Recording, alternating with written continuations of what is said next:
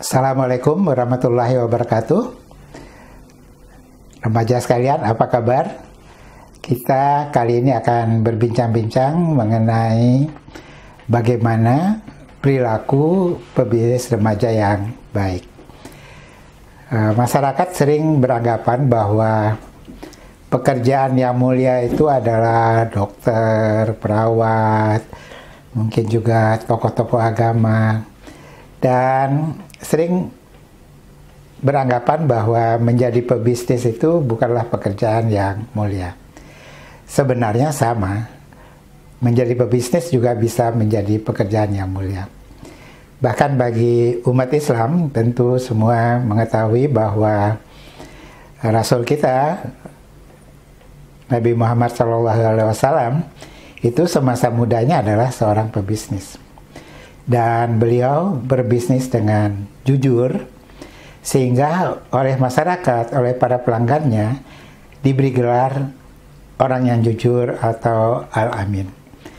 Nah, jadi kalau remaja semua ingin menjadi pebisnis, marilah kita kembangkan perilaku perbisnis yang mencontoh idola kita, yaitu Nabi Muhammad SAW, atau yang bagi beragama lain sesuai dengan agamanya. Jadi apa prinsip-prinsip perilaku berbisnis? Pertama adalah jujur, artinya dalam mengatakan sesuatu itu sesuai dengan kebenaran, dalam melakukan sesuatu itu secara benar.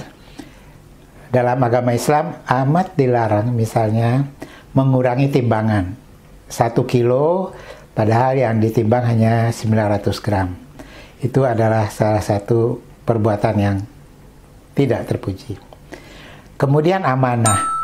Amanah itu artinya memegang kepercayaan orang lain.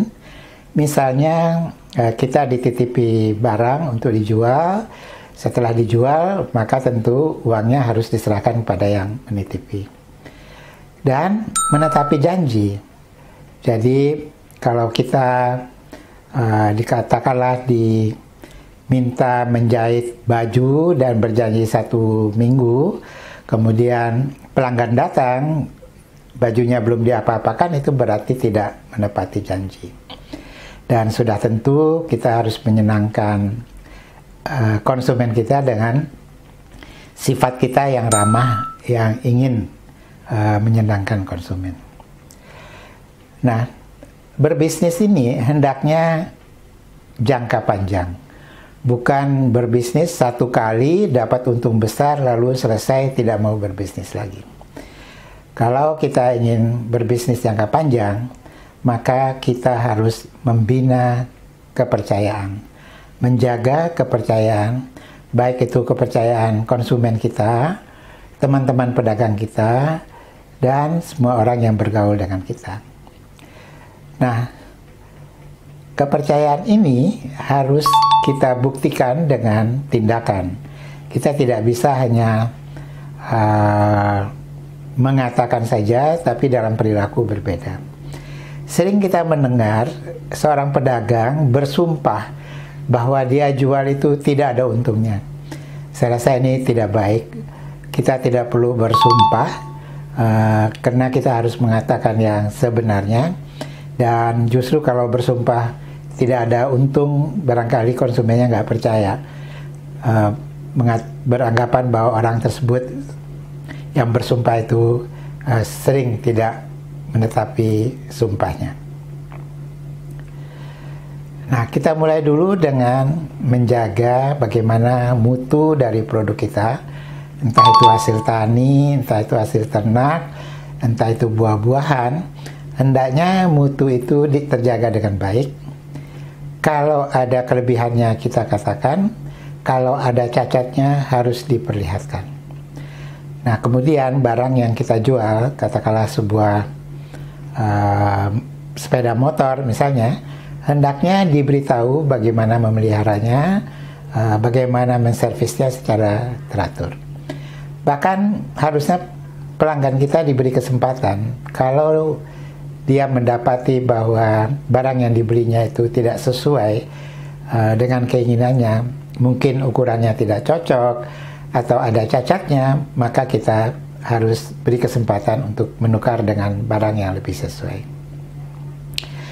Di antara para pedagang biasanya ada persaingan.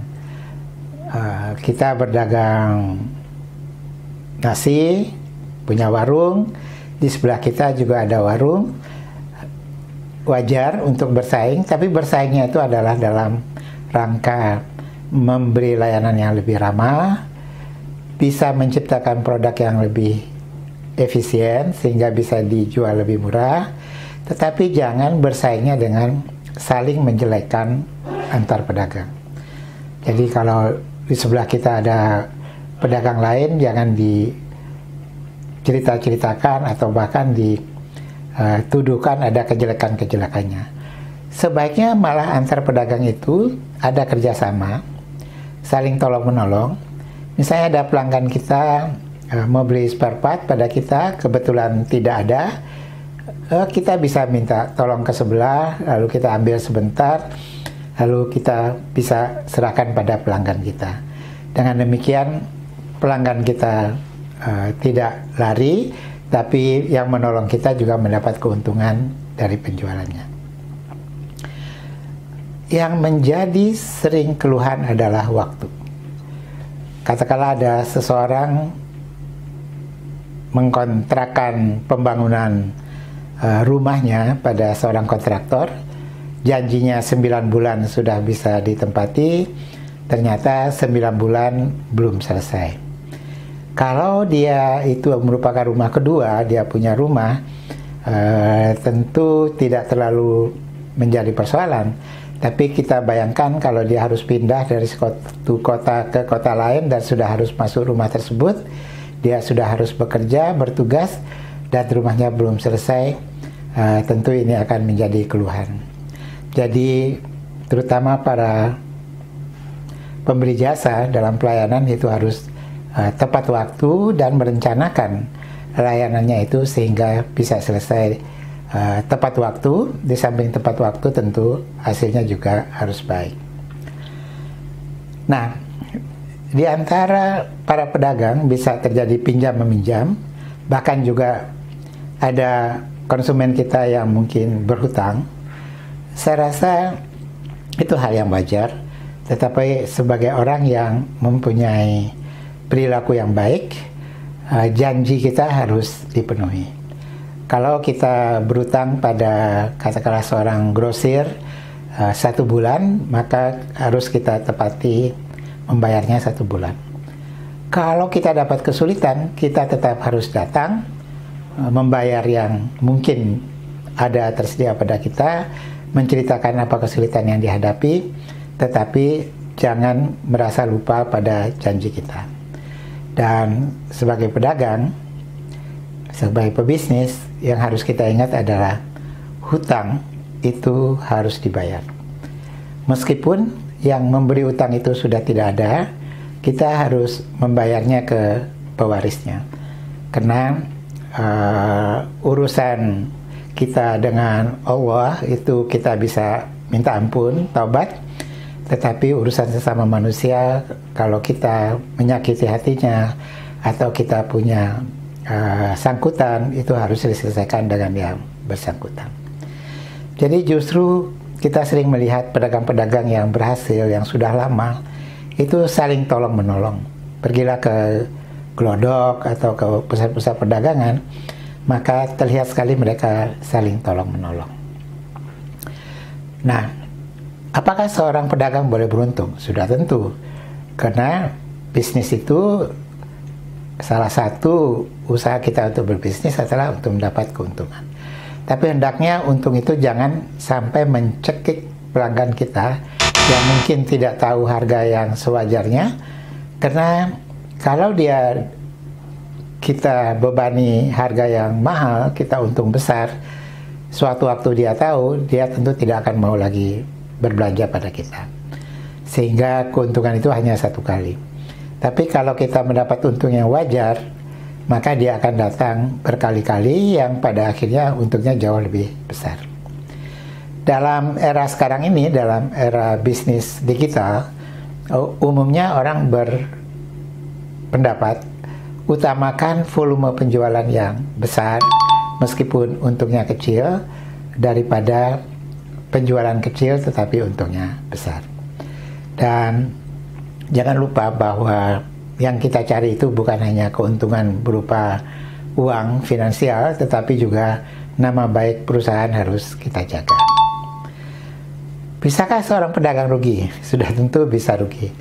Belum lama saya ada teman yang dia seorang pedagang garam tradisional, punya ladang garam yang luas. Karena ada impor garam, tiba-tiba harga garam turun secara sangat nyata, sehingga kalau dia jual akan lebih kecil daripada ongkos dia memproduksi garam, sehingga dia akan rugi. Tetapi rugi dan untung itu adalah bagian dari orang yang berusaha. Karena itu kita harus menjaga supaya jangan sampai rugi, lakukan perhitungan yang tepat, dan selalu punya jalan keluar. Sebaiknya punya tabungan, entah itu berupa uang atau barang-barang lain yang bisa diuangkan pada waktu kita menghadapi rugi dan perlu uang. Dan jangan lupa sebagai pebisnis kita harus hemat, jangan boros. Nah, sebagai kesimpulan, remaja sekalian, sifat-sifat pedagang tersebut adalah: pertama, niatkanlah bahwa berdagang itu untuk ibadah, jujurlah dalam berbisnis, tepat waktu dalam memberikan hasil produk kita, saling tolong-menolong, buatlah jaringan Indonesia ini amat luas, menjadi pasar yang amat luas, hargailah hak-hak konsumen, dan patuhi peraturan dan undang-undang.